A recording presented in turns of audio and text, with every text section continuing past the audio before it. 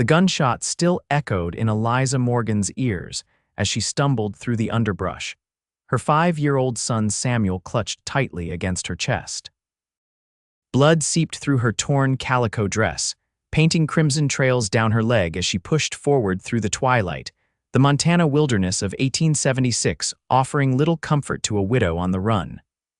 "Mama, I'm scared," Samuel whimpered, his small fingers clutching her collar. "Hush now, darling," Eliza whispered, her voice strained as she fought against the pain radiating from her thigh. "We'll be safe soon." The sunset bled orange and red across the horizon, casting long shadows through the pines as Eliza forced herself onward. 3 days ago, she'd been a respectable seamstress in the growing settlement of Silver Creek. Now she was fleeing with nothing but the clothes on her back and her precious boy. The land sloped downward, and the welcome sound of rushing water reached her ears. A river. Water meant life, meant a path to follow, meant hope. Her parched throat tightened at the thought of cool relief. "Just a little further, Samuel," she encouraged, though her own strength was failing rapidly. The bullet had only grazed her, but the wound had festered, sending tendrils of fire through her body. Fever clouded her thoughts, made the trees sway unnaturally in her vision. The riverbank appeared before her, a mercy in the gathering darkness. Eliza fell to her knees at the water's edge, gently setting Samuel down beside her. "Drink, my love," she instructed, cupping her hands to bring water to her son's lips before taking some herself.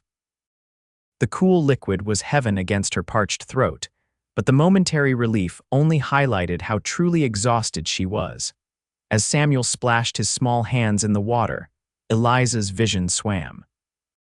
The forest around her tilted, the pain in her leg now a distant concern as numbness spread through her limbs. "Samuel," she managed, her voice barely audible over the river's gentle song, "stay close to Mama." She reached for him, but her arm felt impossibly heavy. The last thing Eliza saw before darkness claimed her was her son's terrified face as she collapsed beside the rushing water. "Mama, Mama, wake up." Samuel's frightened cries pierced the twilight as he shook his mother's shoulder. When she didn't respond, he began to sob, looking wildly around the unfamiliar forest. Night was falling fast, and with it came strange sounds, rustling leaves, hooting owls, and the distant howl of what might have been a wolf. Samuel curled himself against his mother's side, trembling with fear but unwilling to leave her. "Please wake up, Mama," he whispered, tears tracking clean lines down his dirt-smudged face. The sound of hoofbeats was so faint at first that Samuel thought he'd imagined it. But then it grew louder, accompanied by the creak of leather and the jingle of metal. A horse whinnied somewhere upstream. "Hello," a deep voice called. "Anybody there?" Samuel froze, remembering his mother's warnings about strangers, but she wouldn't wake up and he was so scared. "Help." He finally cried out, his small voice carrying over the water. "Please help my mama." The hoofbeats quickened, and soon a massive chestnut horse emerged from the trees, its rider a tall figure silhouetted against the darkening sky. The man dismounted in one fluid motion, his spurs jingling as his boots hit the ground. "Good Lord," the stranger breathed as he approached, taking in the scene before him a small boy huddled beside the still form of a woman at the river's edge. Samuel shrank back as the man knelt beside them, but there was something in the stranger's blue eyes that wasn't frightening. Concern, maybe, kindness. "Hey there, little man," the cowboy said gently, removing his hat to reveal sandy brown hair. "I'm Adam Wells. What's your name?" "Samuel," the boy answered hesitantly. "My mama won't wake up." Adam's weathered face grew serious as he carefully placed 2 fingers against Eliza's neck, feeling for a pulse. Relief flashed across his features. "She's alive, Samuel," he assured the boy, "but she's mighty sick." He touched Eliza's forehead and frowned at the heat radiating from her skin. "Fever's got her good." With practiced movements, Adam examined Eliza, his expression darkening when he discovered the wound on her thigh. "Bullet graze," he muttered. "Infected something fierce." He looked at Samuel. "How long has your mama been like this?" "She was walking funny since yesterday," Samuel replied. "She fell down just now." Adam nodded, making a quick decision. "Samuel, I'm going to help your mama, but I need to take you both to my cabin. It's not far from here." He hesitated, then asked, "Is anyone looking for you?" "Your pa, maybe." Samuel's lower lip trembled. "Papa's in heaven. The bad men came to our house. Mama said we had to run." A muscle in Adam's jaw tightened, but he kept his voice gentle. "All right then, you're safe now, I promise." With careful movements, Adam lifted Eliza into his arms. She was too light and burning with fever. Her dark hair tumbled over his arm, and even in the dim light, he could see how beautiful she was despite her pallor. "Samuel, can you be brave and hold onto my horse's reins while I carry your mama?" Adam asked. The boy nodded solemnly, accepting the leather straps Adam handed him. "That's Duster," Adam explained, nodding toward the patient chestnut gelding. "He's gentle as they come." With Eliza secure in his arms, Adam led the way along the riverbank, Samuel walking beside Duster with a determination that squeezed something in Adam's chest. No child should have to be so brave. The cabin appeared after 20 minutes of walking, a sturdy structure nestled in a small clearing, with a corral for horses and a smokehouse off to one side. A dog's bark greeted them, and a large black and white border collie bounded from the porch. "That's just Bandit," Adam told Samuel, who had startled at the dog's appearance. "He won't hurt you." The collie approached cautiously, sniffing at Samuel's small hand before giving it a quick lick that startled a giggle from the boy. Even in the gravity of the moment, Adam found himself smiling at the sound. Inside the cabin was simple but comfortable, one large room with a stone fireplace, a solid wooden table with chairs, a small kitchen area, and a curtained-off sleeping space. Adam gently laid Eliza on his bed, then moved quickly to light the lamps and stoke the banked fire. "Samuel, can you tell me your mama's name?" Adam asked as he gathered clean cloths and his medicine box. "Eliza Morgan," Samuel replied, standing uncertainly by the bed, his small hand resting on his mother's arm. "Mrs. Morgan," Adam said, testing the name. "Well, Samuel, I need to tend to your mama's leg. Are you hungry?" The boy nodded shyly. "There's bread and jerky in that cabinet," Adam pointed. "And some dried apples, too. Help yourself while I look after your mama." As Samuel cautiously explored the kitchen area, Adam turned his attention to Eliza. The wound wasn't large, but it was angry and swollen, seeping pus at the edges. He'd seen such infections before during the war, and knew they could kill if not treated quickly. With gentle efficiency, Adam cut away the torn fabric around the wound, cleaned it with whiskey, and applied a poultice of herbs he'd learned to use from an old Cherokee healer. Throughout his ministrations, Eliza remained unconscious, though she occasionally moaned or twitched. After wrapping her leg with clean bandages, Adam coaxed water and willow bark tea between her lips to help with the fever. Then he dampened a cloth with cool water and placed it on her forehead. "Will Mama be okay?" Samuel asked. Now sitting on a chair Adam had pulled close to the bed, crumbs from the bread dotting his shirt. "I believe she will," Adam answered honestly. "She's got a strong heart, but she needs rest and medicine."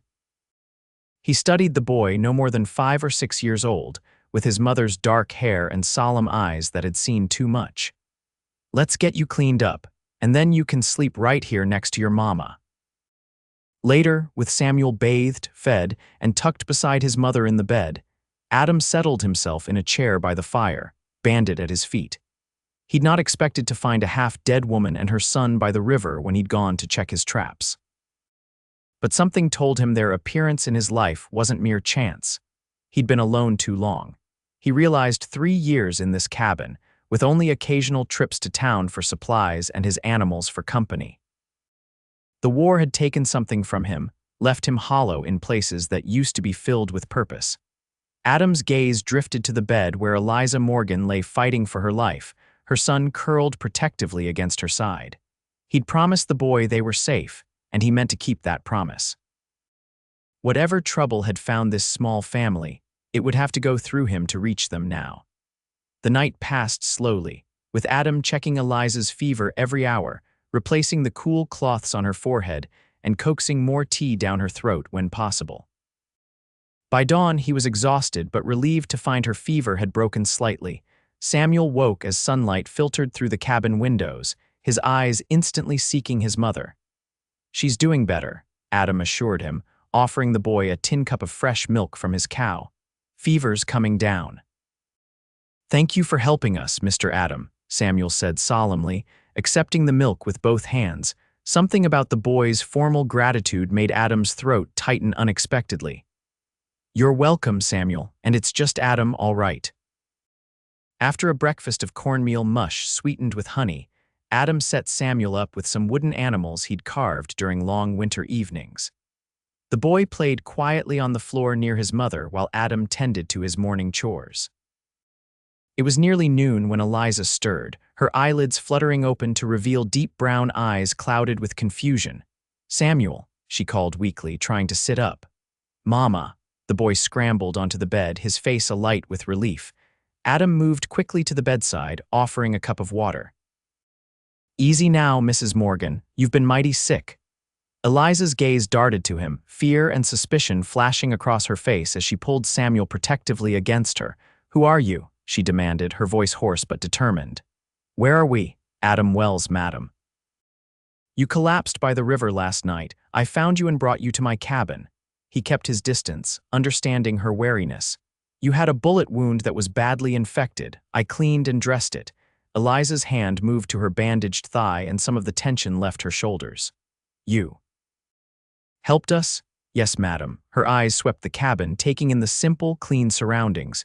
You live here alone, just me and Bandit. Adam nodded toward the dog watching from his place by the fire, and a few animals outside. Eliza's eyes filled with sudden tears. Thank you, she whispered, for helping my son, for helping me. No need for thanks, Adam replied, suddenly uncomfortable with her gratitude. Anyone would have done the same. No, Eliza said softly, they wouldn't have. There was a story there, Adam knew, but now wasn't the time to press. You need to rest, Mrs. Morgan. That infection isn't beaten yet and you've lost blood. Eliza, she offered. Please call me Eliza. Adam nodded, a small smile crossing his features. Eliza then, I've made some broth. Think you could manage some.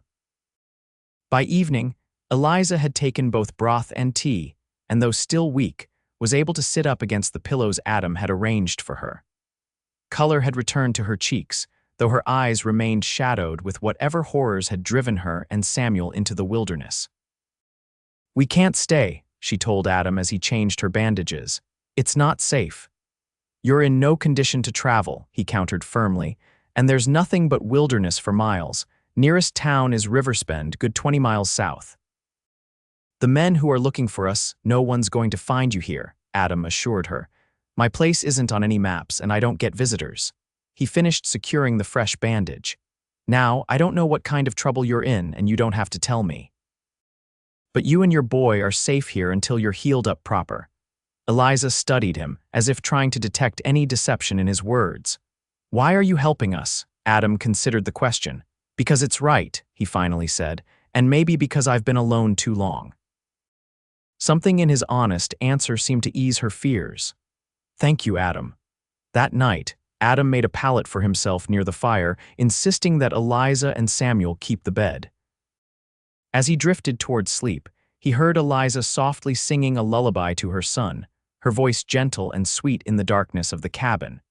For the first time in years, the cabin felt like a home rather than simply a place where he existed. Days passed, and Eliza grew stronger. The angry red infection in her leg gradually receded, though she still couldn't put much weight on it. Adam fashioned a crude crutch to help her move about the cabin, giving her back a small measure of independence that she clearly cherished. Samuel lost his initial shyness and followed Adam everywhere, helping with the chickens, learning to milk the cow, and watching in fascination as Adam worked with the horses in the corral. The boy's natural curiosity and eagerness to learn reminded Adam of himself at that age before the war, before life had hardened him. You're good with him, Eliza observed one afternoon as she sat on the porch, watching Adam teach Samuel how to brush Duster's coat. He's always been shy around men since his father died. Adam handed Samuel another brush. He's a fine boy, smart too. James, my husband, died 2 years ago, Eliza continued, her fingers worrying at the edge of her shawl. Influenza took him in just 3 days. I thought that was the worst thing that could happen to us. She gave a bitter laugh. I was wrong. Adam remained silent, giving her space to continue if she wished. I supported us by sewing, she finally said. I had a little shop in Silver Creek. We were managing, Samuel and I. Her voice hardened. Then Harlan Prescott decided he wanted our land. Adam's hands stilled on the horse's flank. Prescott was known throughout the territory a cattle baron with political aspirations and a reputation for ruthlessness. Our house and shop sat on the edge of town with good access to the creek, Eliza explained. Prescott wanted it for some new venture. When I refused to sell, she swallowed hard. He sent men to persuade me. The way she said persuade told Adam everything he needed to know. When they realized I wouldn't be intimidated, they set fire to the shop. I grabbed Samuel and ran out the back. One of them shot at us. Her hand drifted to her injured leg. We've been running for nearly a week when you found us. Adam's jaw clenched tight. Prescott's a powerful man. I know, Eliza whispered. That's why we can't stay. I won't bring his wrath down on you too. Adam turned to face her fully. I'm not afraid of Harlan Prescott. You should be, Eliza insisted. He owns half the territory and most of the law, not this far north, Adam countered. And I learned a long time ago that men like Prescott are just men. They bleed like anyone else. Something in his tone made Eliza study him more carefully. You fought in the war. It wasn't a question, but Adam nodded anyway. Cavalry, 4 years. Is that why you live all the way out here? Alone, Adam's gaze drifted to the distant mountains. Partly when I came back, everything was different, or maybe I was the one who'd changed. He gave a slight shrug. Found I preferred the company of horses and trees to most people, until we invaded your solitude, Eliza said softly. Adam's eyes returned to her, something warming in their blue depths. Some invasions are welcome, it turns out. The moment stretched between them, filled with unspoken possibilities, until Samuel's delighted laugh broke the spell as Duster nudged the boy playfully with his nose. That evening, as rain pattered against the cabin roof, Adam taught Samuel to play checkers while Eliza mended one of Adam's shirts. The domesticity of the scene wasn't lost on any of them how quickly they'd fallen into a kind of family rhythm that felt both foreign and strangely familiar. Your stitches are mighty fine, Adam commented, watching Eliza's nimble fingers work. Professional-like. It was how I made our living, she replied with a small smile. I've been sewing since I was Samuel's age. Mama made the prettiest dresses in town, Samuel piped up proudly. Ladies came from everywhere to get them. I believe it, Adam said, his eyes lingering on Eliza's hands. Later, after Samuel had fallen asleep, Adam and Eliza sat by the fire, sharing a pot of coffee. I can't pay you, Eliza said suddenly. For taking care of us, for the food, the medicine, I have nothing to give you. Adam shook his head. I didn't help you expecting payment. Still, I don't like being beholden. You're not, Adam assured her. Having you and Samuel here. He struggled to find the right words. It's reminded me of things I'd forgotten, good things. Eliza studied him over the rim of her cup. Like what? Conversation at meals, laughter, purpose beyond just surviving. He gave a self-conscious shrug. Been alone a long time, I guess. Why? Eliza asked. You're kind, capable. Handsome? A blush colored her cheeks at the admission. Surely there were women, there was someone before the war, Adam interrupted quietly. Mary Callahan, we were to be married when I returned. His expression darkened. She didn't wait, can't blame her really. 4 years is a long time, and the man who came back wasn't the boy who left. I'm sorry, Eliza said softly. Adam shook his head. Ancient history now, but after that I didn't see much point in trying again. Came north, built this place, made my peace with solitude. He looked at her directly. Until you and Samuel washed up on my riverbank. The honesty in his gaze made Eliza's breath catch. Adam, a sharp crack of thunder interrupted whatever she might have said, making them both jump. Samuel whimpered in his sleep, and Eliza moved quickly to comfort him, the moment between her and Adam fading like mist in morning sun.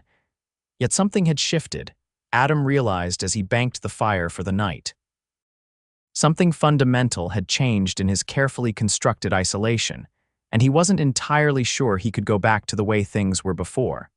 As May gave way to June, Eliza's leg healed enough for her to move without the crutch, though she still favored it slightly when tired. She insisted on taking over more of the household duties, cooking, cleaning, tending the small garden Adam had started but neglected.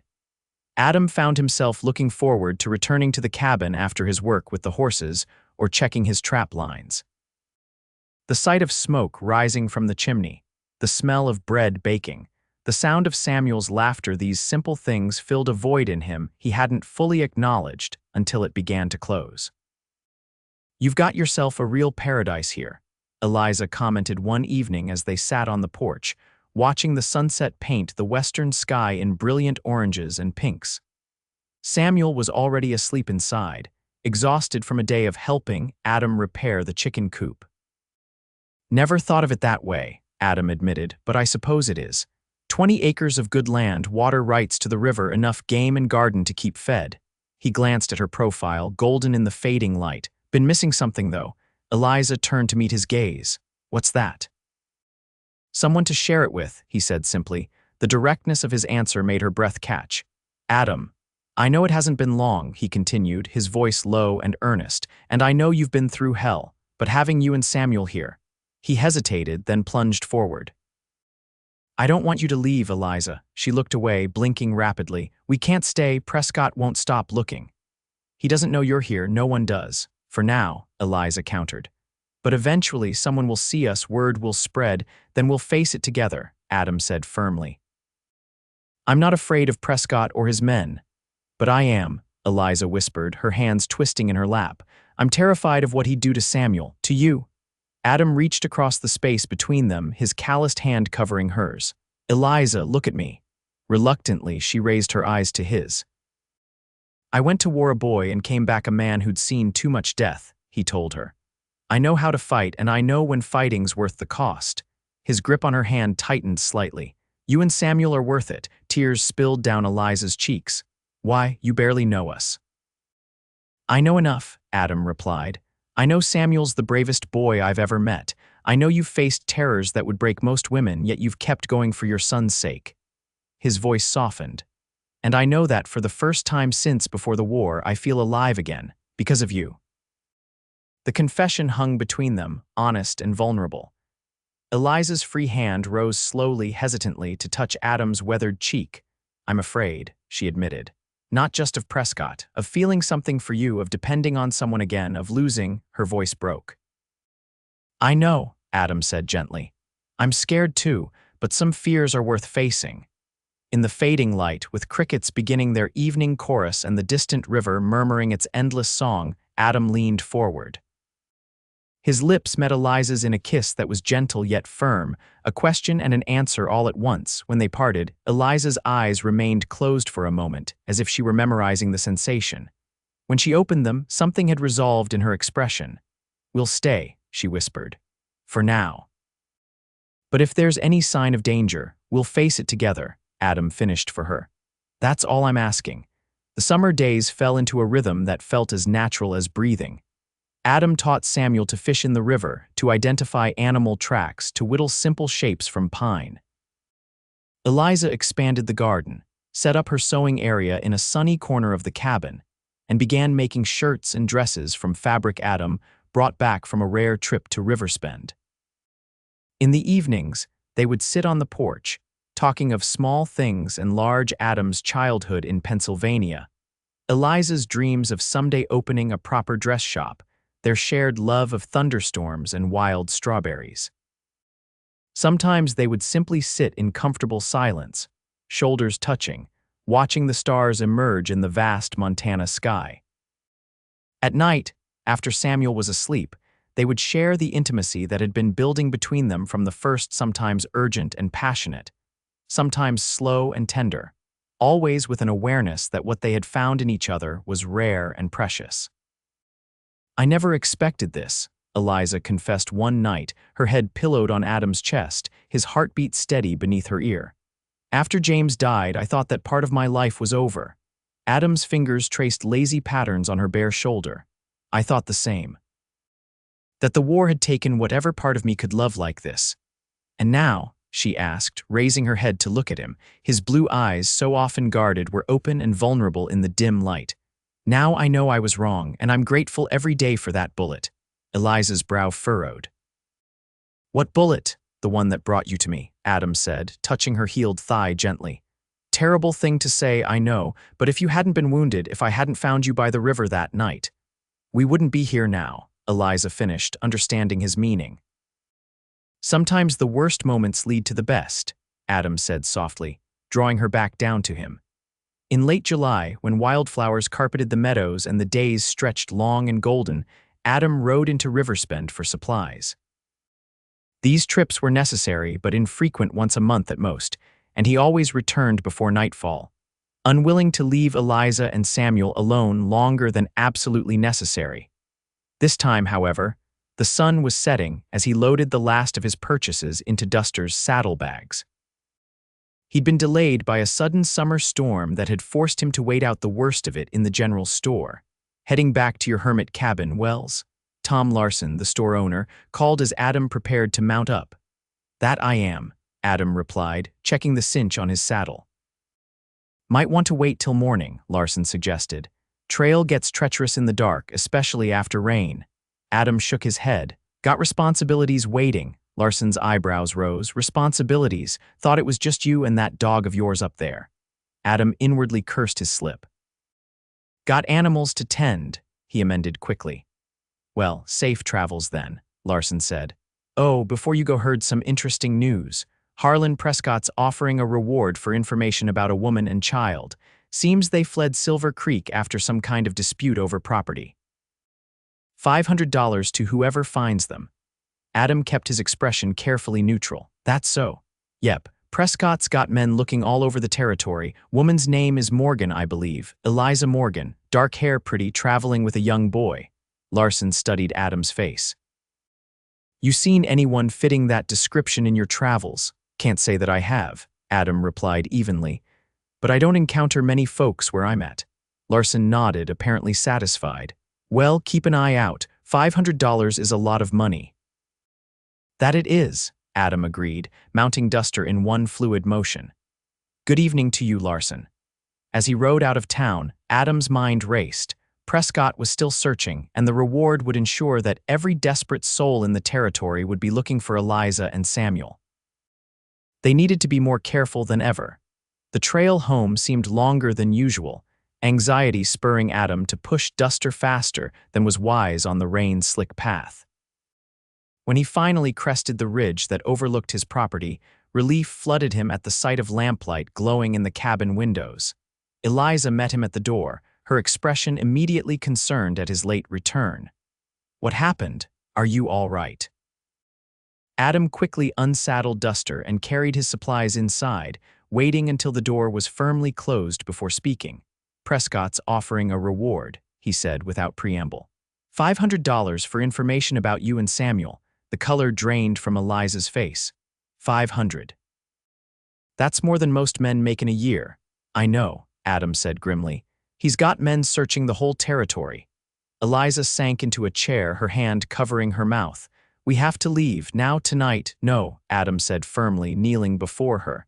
That's exactly what we shouldn't do. Traveling at night with a child in unfamiliar territory, it's too dangerous. But if someone discovers we're here, no one knows, Adam assured her. I've been careful, we've all been careful. But the reward changes nothing, Adam insisted. We're safer here than anywhere else. Samuel stirred on the bed, awakened by their voices. Mama, is Adam home? I'm here, buddy, Adam called softly. Go back to sleep. As Samuel settled back down, Eliza gripped Adam's hands tightly. I can't lose you, she whispered fiercely. Either of you. If anything happened because of me, nothing will happen, Adam promised, though they both knew it was a promise he might not be able to keep. We'll be more careful, that's all. No trips to town for a while. We've got enough supplies to last through winter if need be. Eliza searched his face, finding resolve there that steadied her own fear. All right, she finally agreed. But the first sign of trouble, we'll face it together, Adam reminded her, bringing her hands to his lips. Always together. That night, their lovemaking had an edge of desperation, as if they both sensed that their peaceful interlude might be coming to an end. Afterward, they held each other tightly, neither willing to voice the fears that plagued them. August brought scorching days and brief, violent thunderstorms. Adam worked from dawn till dusk, preparing for the coming winter, chopping and stacking firewood, smoking meat, canning vegetables from the garden with Eliza's help. Samuel grew brown as a berry from days spent outdoors, his earlier trauma seeming to fade as he thrived in the freedom of their isolated homestead.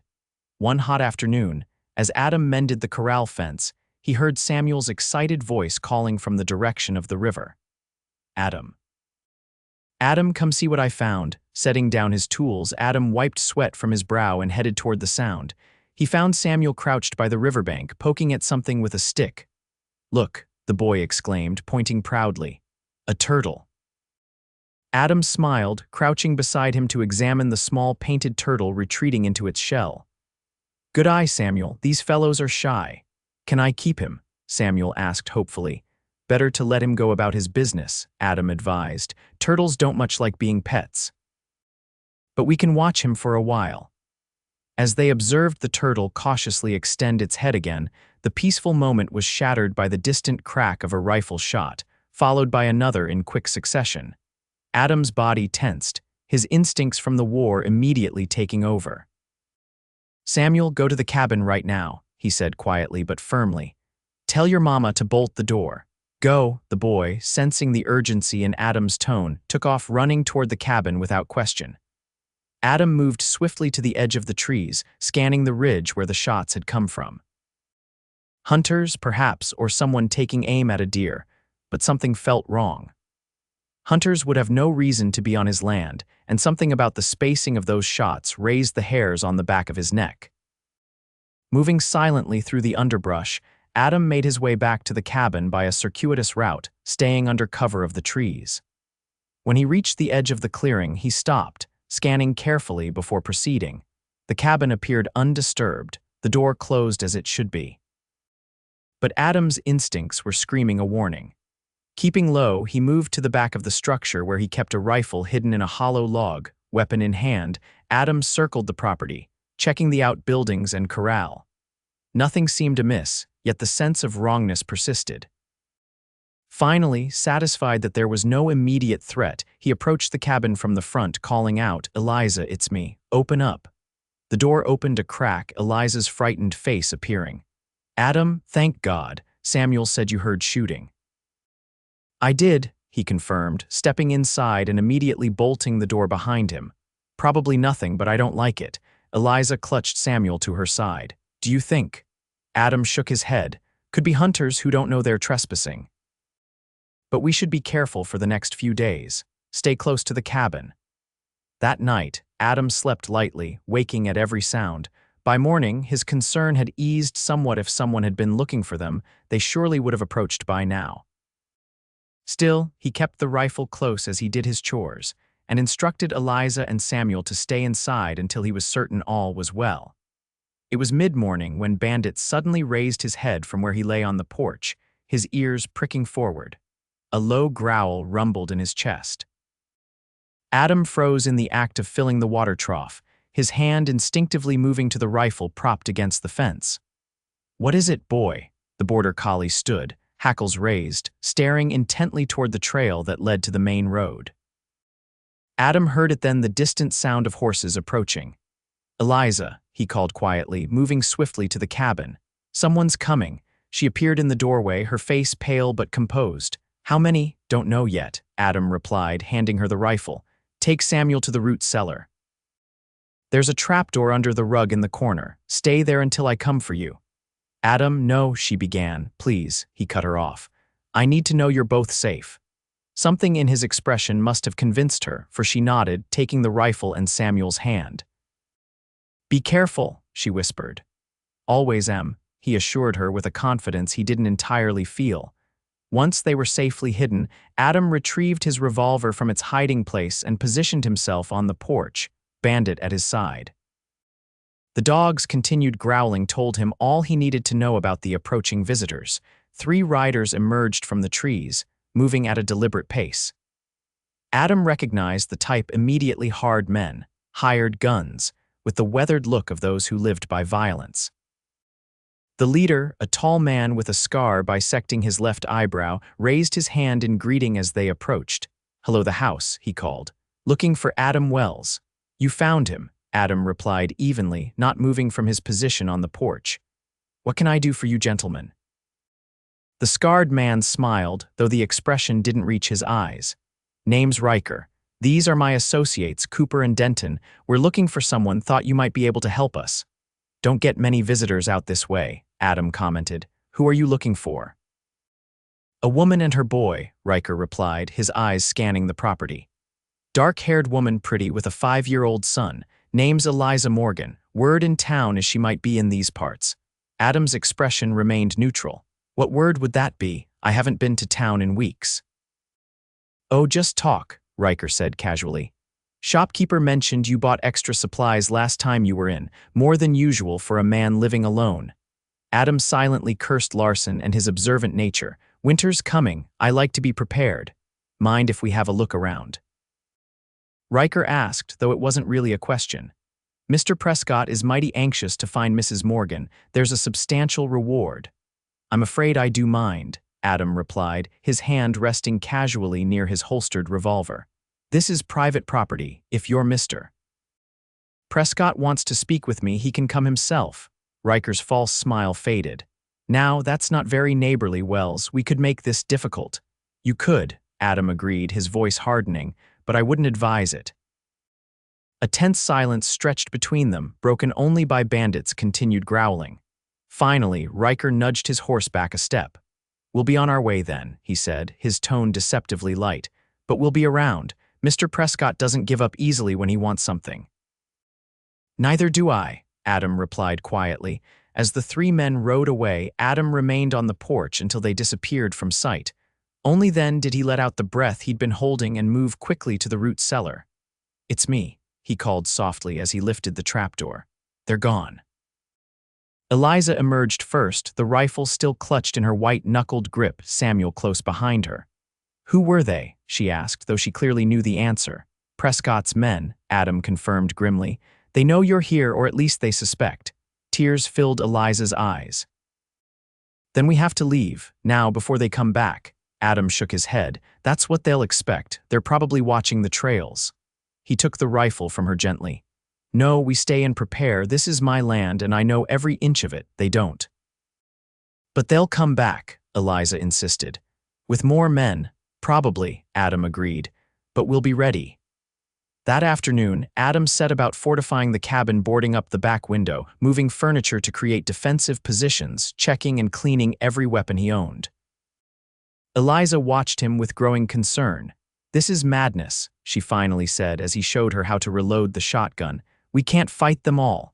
"We're not going to," Adam assured her, "but we need to be able to hold them off long enough to escape if necessary." "Escape where?"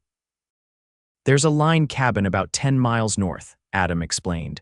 "Up in the hills where the hunting's good. I use it in winter sometimes. It's well hidden, stocked with basic supplies. If things go badly, that's where we'll go." Eliza shook her head, tears threatening again. "This is my fault." "All of it. I should never have brought this danger to your door." Adam set down the shotgun and took her hands in his. "Listen to me. Before you and Samuel came, I was existing, not living, just going through the motions day after day." His voice grew fierce with conviction. "You gave me back something I thought was gone forever, so don't you dare apologize for coming into my life." Eliza stared at him, her eyes wide with emotion. Adam, whatever she might have said, was lost as he pulled her to him, kissing her with all the intensity of his feelings, fear, determination, and something deeper that neither of them had yet named aloud. When they parted, Eliza touched his face gently. "I love you," she whispered. "I need you to know that, whatever happens." "I love you too," Adam replied, the words coming easily now that they'd been spoken. "Both of you, and I promise you, Eliza Morgan, this isn't how our story ends." They spent a tense night, taking turns keeping watch. By morning, with no sign of Riker and his men, some of their immediate fear had eased, though the sense of impending confrontation remained. "What will we do?" Eliza asked as they shared coffee on the porch, Samuel still sleeping inside. Adam considered the question. "We have two choices. We can run, pack up, and head north to Canada, maybe. Start fresh where Prescott has no reach." He paused, studying her reaction. "Or we can end this, deal with Prescott once and for all." "How?" Eliza asked. He's powerful, connected. Men like that don't just go away. They do if you have something they want more than revenge, Adam said thoughtfully. Or if you have something they fear. What are you thinking? Adam sipped his coffee, his eyes on the distant mountains. I served with a man during the war, Joshua Kendrick. Last I heard, he's a federal marshal now, based in Helena. Prescott may own the local law, but federal marshals answer to a different authority. Hope flickered in Eliza's expression. You think he would help us? I can write to him, Adam said. Explain the situation. It might take time for a response, but the crack of a rifle shot interrupted him, the bullet splintering the porch railing inches from where they sat. Adam reacted instantly, shoving Eliza to the floor and covering her body with his own as a second shot thudded into the cabin wall. Inside now. He ordered, practically dragging her through the door as more shots rang out. Samuel was awake, eyes wide with terror. Mama, it's all right, darling, Eliza assured him, though her voice shook. Come here quickly. As she gathered Samuel into her arms, Adam peered cautiously through a crack in the boarded window. I count 4 of them, he reported grimly. Riker and his men plus 1 more. They're spread out at the tree line. What do they want? Eliza asked, though they both knew the answer. You and Samuel, Adam replied, checking his revolver. And they're not planning to take you alive, I expect. Prescott probably decided a reward wasn't enough incentive. Another volley of shots peppered the cabin, one bullet finding its way through a gap in the boards to embed itself in the far wall. Root cellar, Adam decided. Now, it's the safest place. What about you? Eliza demanded, clutching Samuel tightly. I'll hold them off, Adam said, his tone brooking no argument. Give you time to get to the horses through the back if necessary. I'm not leaving you. You will if you have to, Adam insisted, his blue eyes boring into hers. For Samuel's sake, if not your own. The truth of his words struck her like a physical blow. Samuel was trembling against her, his small face buried in her skirts. All right, she whispered, but promise me you'll be careful. Adam managed a tight smile. Always am. As Eliza and Samuel retreated to the relative safety of the root cellar, Adam positioned himself near the front window, rifle ready. The attackers had fallen silent, which worried him more than the shooting. Silent meant they were planning something. He didn't have to wait long to discover what. A flaming arrow arced through the air, landing on the cabin roof with a dull thud. A second followed, then a third. Damn it, Adam muttered, realizing their intent. The summer dry wood of the cabin would catch quickly if the fire spread. Sure enough, within minutes, the acrid smell of smoke began to fill the cabin. Adam knew he had to act fast. If the roof caught fully, the entire structure would be engulfed in short order. Making a swift decision, he moved to the trapdoor of the root cellar. Eliza, he called urgently. The cabin's on fire. We need to move now. She emerged immediately, Samuel clutched to her side. Where? The back door, Adam said, handing her his revolver. Stay low. Head for the trees behind the smokehouse. I'll cover you. Fear and determination warred in Eliza's expression. And then what? Then we run, Adam said simply. Together. With the cabin rapidly filling with smoke, they had no time for further discussion.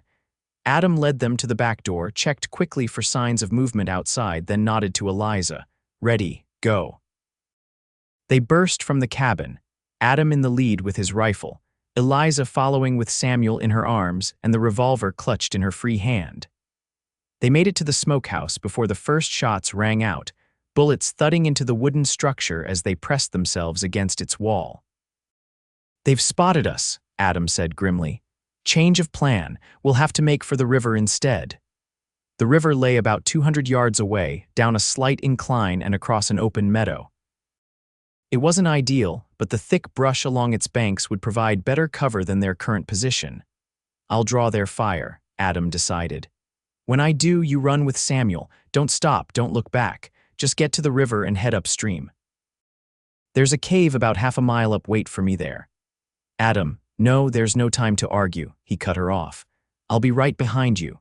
Before she could protest further, Adam stepped away from the shelter of the smokehouse and fired 3 rapid shots toward the attackers. As return fire concentrated on his position, he shouted, Now, Eliza, run. Eliza hesitated for only a fraction of a second before clutching Samuel tighter and making a desperate dash for the river. Adam continued firing, providing cover as she ran, her dark hair streaming behind her like a banner. Relief surged through him as she reached the first line of brush at the riverbank, disappearing from view. Now he just had to follow, but the distance suddenly seemed impossibly far as bullets kicked up dirt around his feet. Taking a deep breath, Adam broke from cover, zigzagging toward the river as shots rang out behind him. He was halfway there when a bullet found its mark, tearing through his left shoulder with a burst of white-hot pain. The impact drove him to his knees, but Adam forced himself back to his feet, staggering onward. The river was so close now, the sound of its rushing waters calling to him like a siren's song. Another shot, another burst of pain, this time in his side. Adam stumbled but kept moving, his vision narrowing to a tunnel focused solely on the brush ahead. He could hear shouts behind him, the pounding of boots as Riker and his men gave chase. The brush closed around him as he reached the riverbank, the cool shade a momentary relief. Adam slid down the embankment, splashing into the shallow water at the edge. Upstream, he told himself. Find Eliza and Samuel. He pushed forward, one foot in front of the other, using the rifle as a makeshift crutch. Blood soaked his shirt, each breath a struggle as he followed the river's course. Adam, Eliza's voice reached him through the haze of pain. She stood a short distance ahead, partially concealed by the overhanging branches of a willow. Stay back, he tried to warn, aware that Riker's men couldn't be far behind, but his voice emerged as little more than a whisper. Ignoring his warning, Eliza rushed to his side, her face paling as she saw the extent of his injuries. "Oh God, Adam, we need to keep moving," he insisted, though each word cost him. "Where's Samuel?" "Safe," Eliza assured him. "In the cave just ahead." With Eliza supporting much of his weight, they staggered onward, following the river's edge until they reached a small opening in the rocky bank, barely visible behind a curtain of vines. Inside, Samuel waited, his eyes huge with fear as he saw Adam's bloodied form. "Adam, you're hurt." "Just a scratch, buddy," Adam managed, though the lie was transparent to all of them. Eliza helped him sit against the cave wall, then quickly tore strips from her petticoat to bind his wounds. "The bleeding's bad," she murmured, her hands moving with desperate efficiency. "They'll be following the blood trail," Adam said, his voice weakening. "You need to go on without me. The line cabin—" "No," Eliza cut him off fiercely. "We're not leaving you." Outside, they could hear voices calling to each other as Riker's men combed the riverbank. "They're getting closer," Adam warned. "Eliza, please, for Samuel, we stay together," Eliza insisted, her voice breaking. "Always together, remember, that's what you promised." The voices outside grew louder, more distinct. They had minutes at most before they were discovered. Adam's hand found his revolver, checking the chambers. 2 bullets left, not enough for all of their pursuers, but perhaps enough to buy Eliza and Samuel a chance. "Take this," he said, pressing the weapon into Eliza's hand. "Use it if you have to." Tears streamed down her face as she accepted the revolver. "I won't let them take us," she vowed, and Adam knew she meant it. Samuel pressed against his mother's side, unnaturally quiet, understanding even at his young age the gravity of their situation. The sound of splashing footsteps approached their hiding place. Adam tensed, preparing for the inevitable confrontation. Eliza raised the revolver, her hand surprisingly steady despite her tears. And then, unexpectedly, a new sound reached them, hoofbeats, many of them, accompanied by shouts and the unmistakable report of rifle fire. Not directed at their hiding place, but seemingly at their pursuers. "What's happening?" Eliza whispered, hope and confusion mingling in her voice. Adam shook his head, unable to answer. Darkness was encroaching on the edges of his vision, the blood loss taking its toll. He fought to stay conscious, to protect Eliza and Samuel until the end, whatever that might be. The gunfire outside intensified, then gradually subsided. Silence fell, broken only by the gentle sound of the river. Then a voice called out, not Riker's, but someone else entirely. "Adam Wells, are you out there, man?" Adam blinked, certain he was hallucinating. He knew that voice. "Joshua," he whispered. Eliza looked at him in confusion. "Who?" "Marshal Kendrick," a voice announced from just outside their hiding place. "Anyone in there, come out with your hands visible." Eliza hesitated, looking to Adam for guidance. He nodded weakly. "It's all right, he's a friend." Still keeping Samuel behind her, Eliza cautiously pushed aside the vines and stepped out of the cave. "Please," she called, "we need help. A man is injured." Moments later, a tall figure ducked into the cave, a man with a silver badge pinned to his vest and concerned eyes that widened at the sight of Adam's condition. "Christ, Wells," Joshua Kendrick muttered, kneeling beside him. "What have you gotten yourself into?" Adam managed a weak smile. "You got my letter." Kendrick shook his head. "No letter, got a telegram from Tom Larson in Riverspend. Said he was worried about you, that Prescott's men were sniffing around. Thought I should check on my old war buddy." He glanced at Eliza and Samuel. "Good thing I did, it seems." "Prescott?" Adam managed, fighting to stay conscious. "He's after them." "Not anymore, he's not," Kendrick said firmly. "Prescott's been under federal investigation for months, land fraud, intimidation, worse. Your situation just moved things along faster than planned." He looked at Eliza. "Mrs. Morgan, I presume, your testimony could be very helpful in putting Prescott away for good." Hope bloomed in Eliza's expression. "You mean we're safe?" "You are now," Kendrick assured her. "My deputies are securing the area. Riker and 2 of his men are in custody, one's dead." He turned his attention back to Adam. "But right now, we need to get this stubborn fool to a doctor before he bleeds out entirely." The next hours passed in a blur for Adam, being carried on an improvised stretcher to Kendrick's horses. The painful journey to Riverspend. The doctor's concerned face as he worked to remove the bullets and stop the bleeding. Through it all, Eliza remained by his side, her hand in his, her voice a constant reassurance that she and Samuel were safe, that Prescott's men were in custody, that everything would be all right.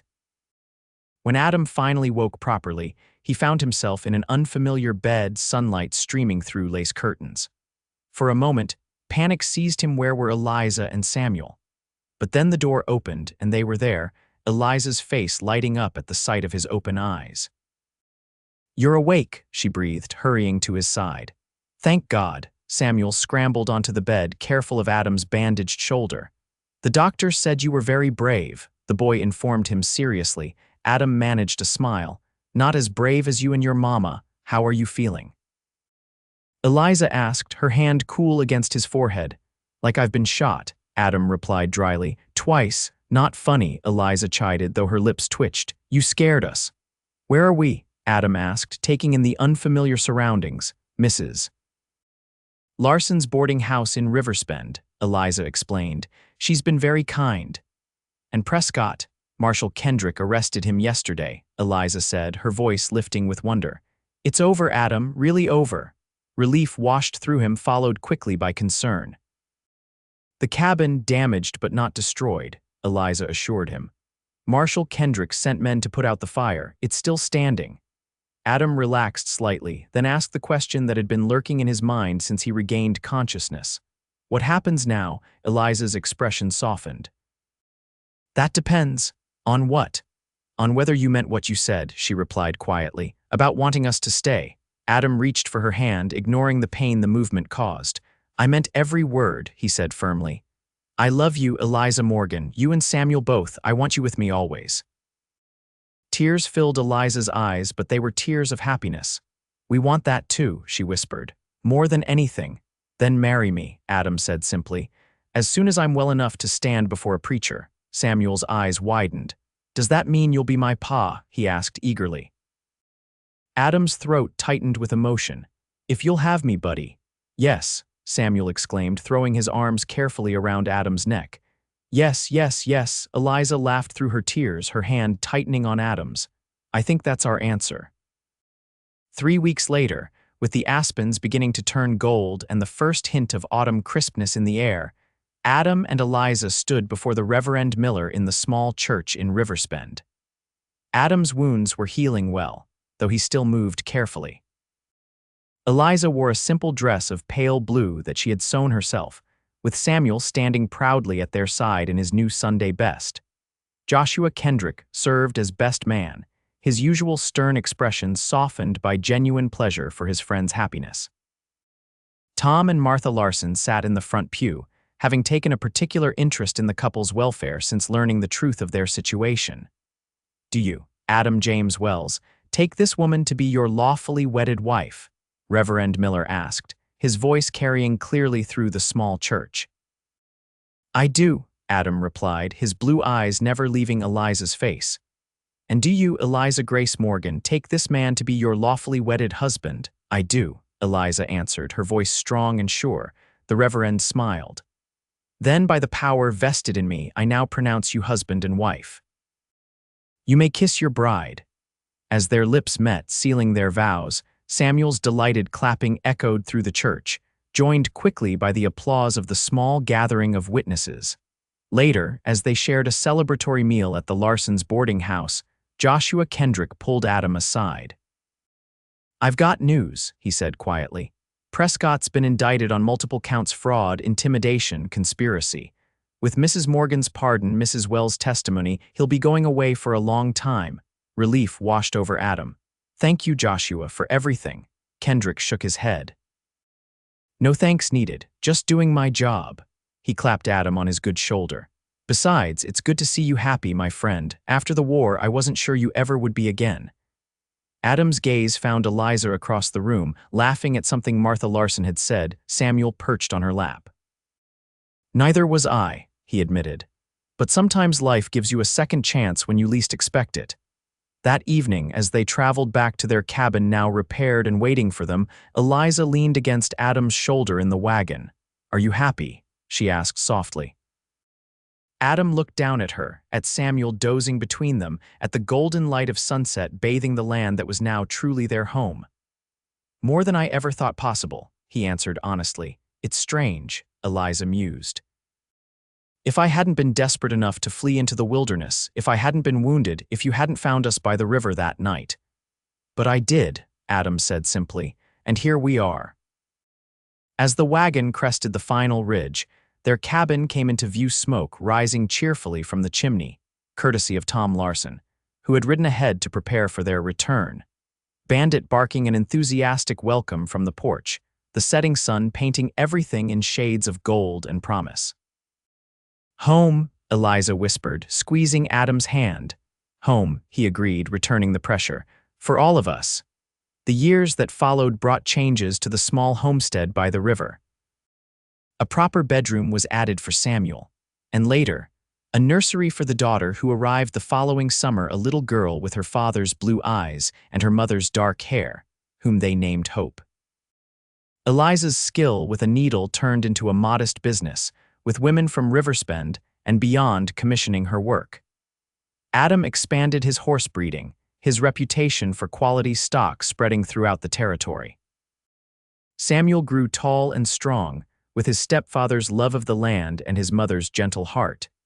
He took to calling Adam Pa without prompting, the transition as natural as the changing seasons. And sometimes, on summer evenings when the work was done, Adam and Eliza would sit on their porch and watch their children play in the yard, marveling at the journey that had brought them together, a desperate flight, a chance encounter by a river, and the courage to reach for happiness despite all odds. "Do you ever think about that day?" Eliza would sometimes ask. "When you found us by the river?"